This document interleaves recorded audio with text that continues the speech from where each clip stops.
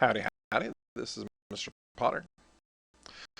We've been talking about using recursion, the idea of a function call or a method that calls upon itself in order to complete a task. We've talked about how the uh, the code that we write is actually very brief, but very powerful. And the act of calling upon itself multiple times allows us to repeat tasks very quickly. And of course, computers are already very good at repeating tasks. So what I've got here, let me go ahead and scroll up. By the way, there's going to be a link to this file down in the description of the YouTube video. I have an Ascii Art Map of the United States, and I got this from Jorn Borger, who is a very noted Ascii artist, someone who changes images or makes images using only the keys on a keyboard. And so I've got an Ascii art image of the United States. You may notice it's a little distorted because these will render as single slashes. So anytime that I have to do this downhill from left to right, I'm having to do this as backslash, and that's just because I'm having to use the escape code for backslash in order to make this work. All of the other symbols are okay, and you'll see when we print the map that it renders well. So what I've got here is I've got public class FloodFill, and I've got a static char array, which I'm calling map. This is actually a matrix of chars, and this is what we're physically going to be manipulating. And then I've got a method called Initialized Map, and what this does is this sets up our map. So I've done a string array literal over here. So it's a literal array of string literals to kind of render the entire map of the United States, and then I create a new map matrix. There's 21 rows and 75 columns in this Ascii art, and of course, remember these are only jagged because of the existence of escape sequences, like here. And I go through the map string array, row by row, column by column, and I assign the char at R, C to be on the row, that one string in that row. I get the char at a particular location. So I get this system out print line that says map initialized. So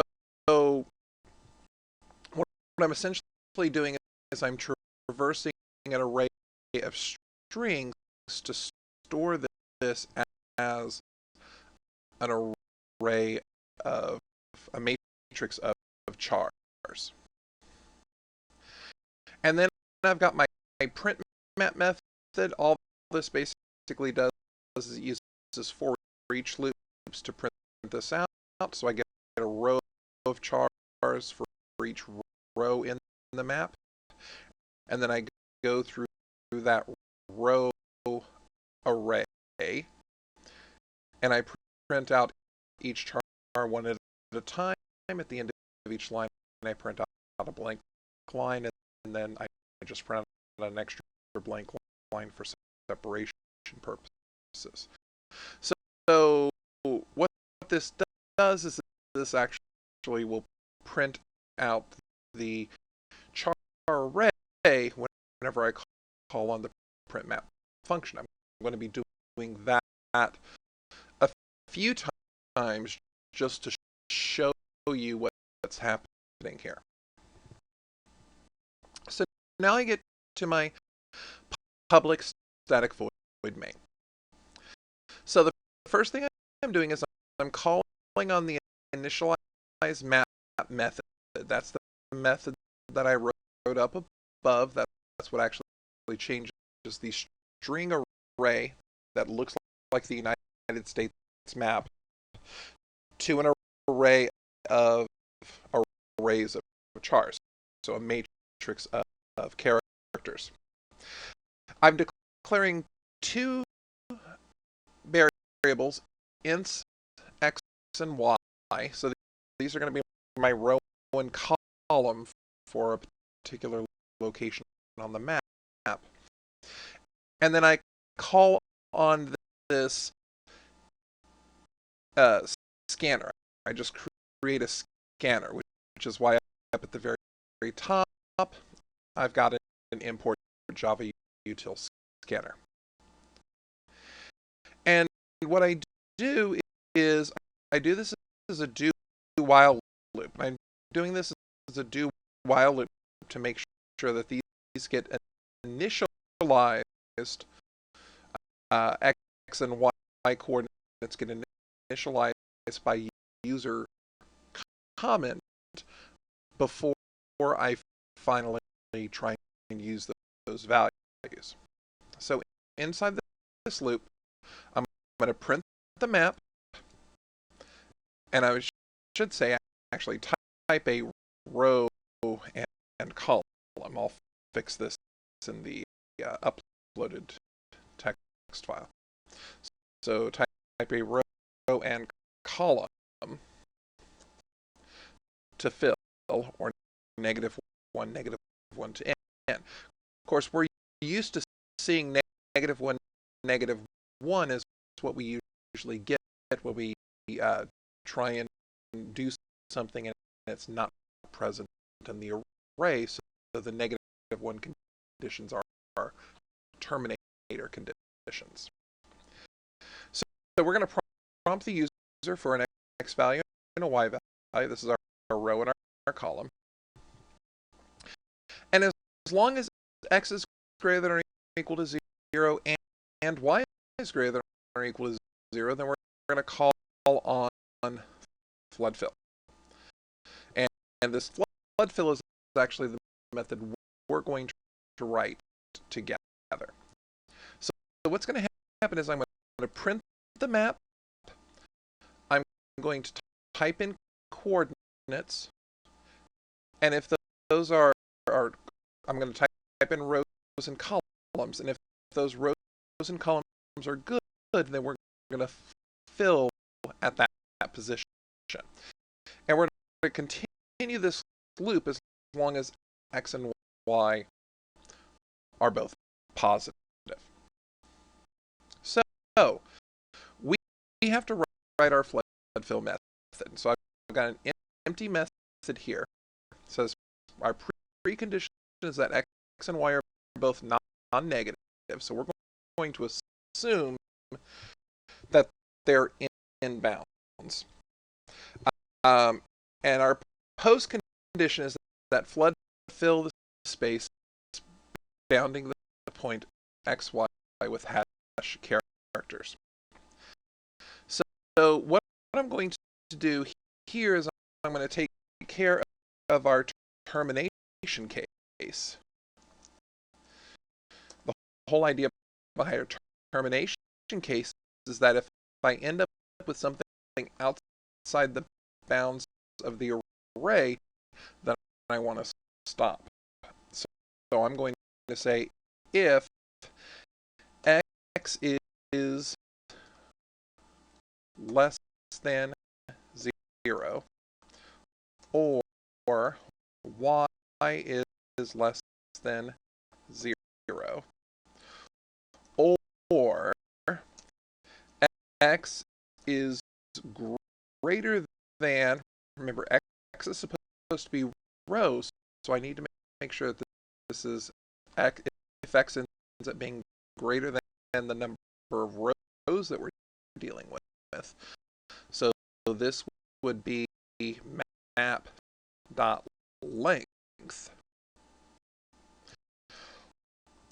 or if y is greater than the number of columns that we have, so this would be map sub 0 dot length. Then what I want to do is I just want to return.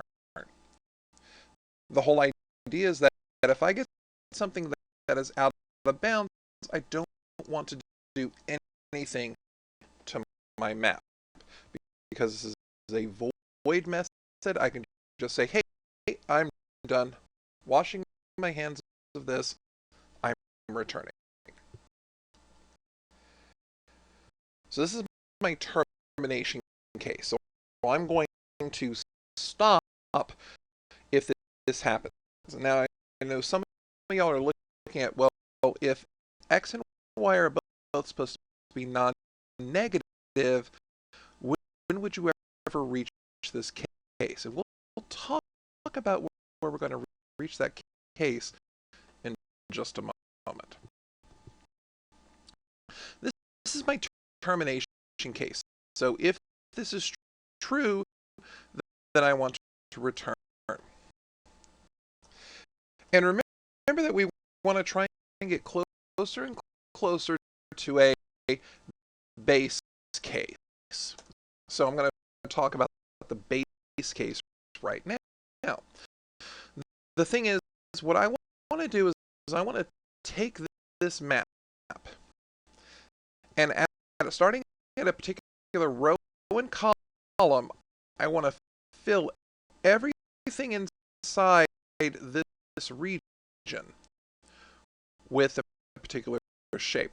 Let's say I'm going to use the pound sign to fill this up.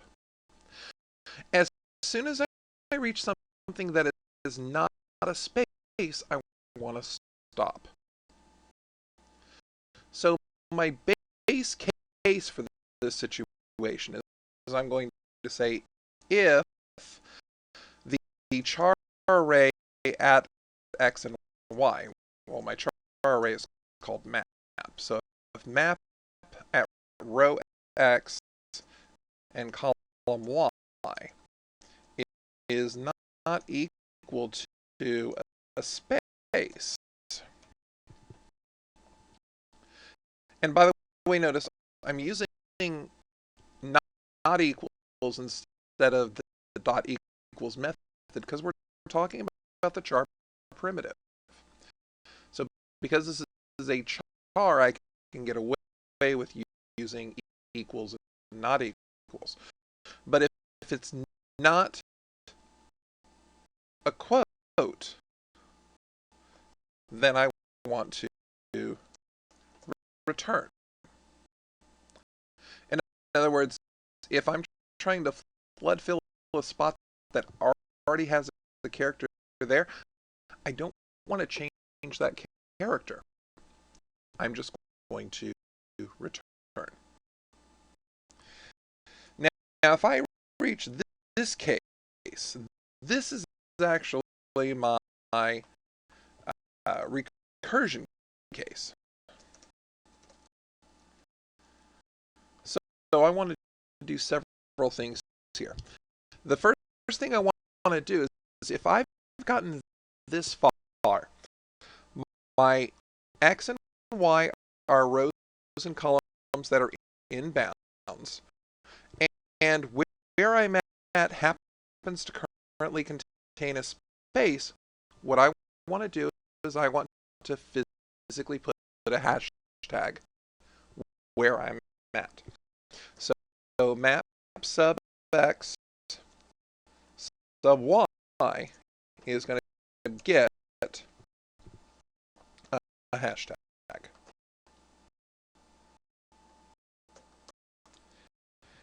And then what I want to do is I want to fill every place around me. So I'm going to call on FloodFill for the row above me at my position. I'm going to call on FloodFill for the row below me and my position. I'm going to call on FloodFill for the position to the left of me. Of course, that's on the same row, but I'm to the left of me. And I'm going to call on FloodFill for my row and the position to the right of me. Now, what actually happens here is if I'm talking about the position 11, 11, then I'm going to put a hashtag at 11, 11, and then I'm going to check row 10, which is right above column 11, row 12, which is right above, right below column 11. I'm going to check at row 11, column 10, and row 11, column 12. If any of these satisfy the conditions, then it's going to put a pound sign there, and it's going to continue to search. What's going to stop this method from putting a pound sign is I'm either going to be out of bounds. So if I move off the left, top, right, or bottom edge of the map, or if I reach a character that's not a space. In other words, it's one of these slashes or hyphens or tildes or underscores or something. If I reach any of those spots, then I'm not going to fill anymore. And that's my base case. So let's go ahead and compile this, make sure I don't have any silly errors here. It looks like it's working. And then I've got my output, and I'm going to expand my output window just so I can see some stuff here.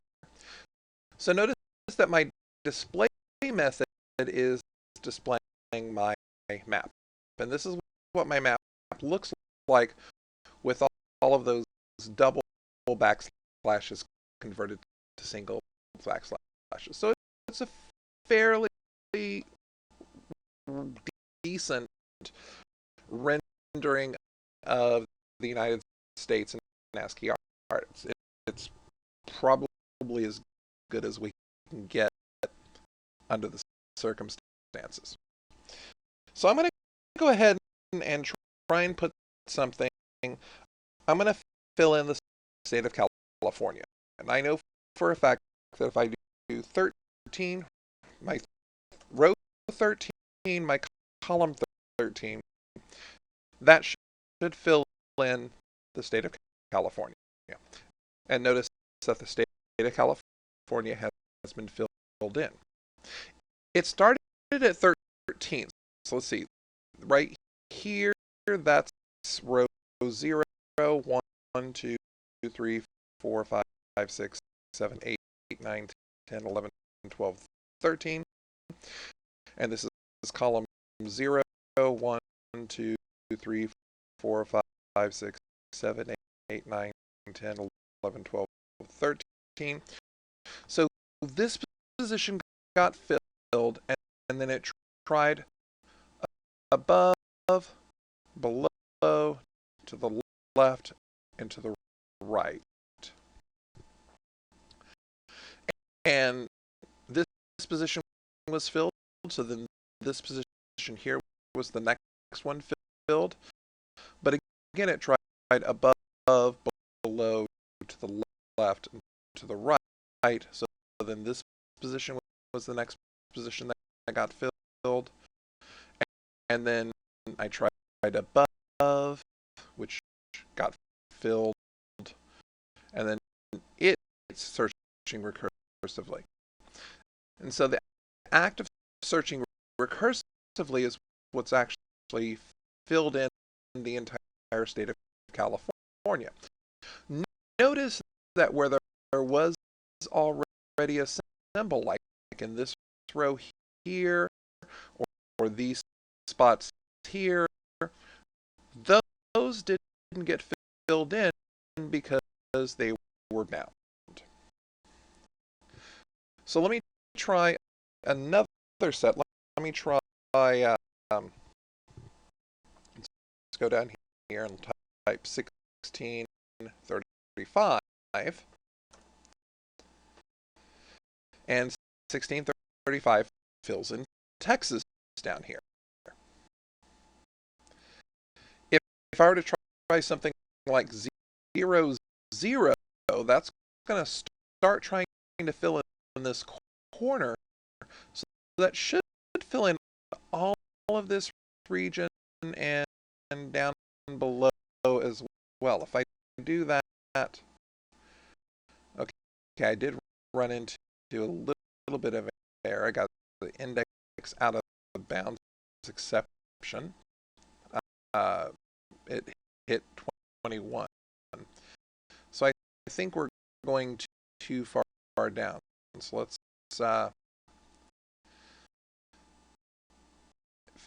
if x is greater than map length, which is true, and so I actually need to kind of make sure that this is not going outside of the bounds. So let's put a map length -1. Let's put a map sub 0 dot length -1 here as well. And let's try this again. And this should force it to stop short.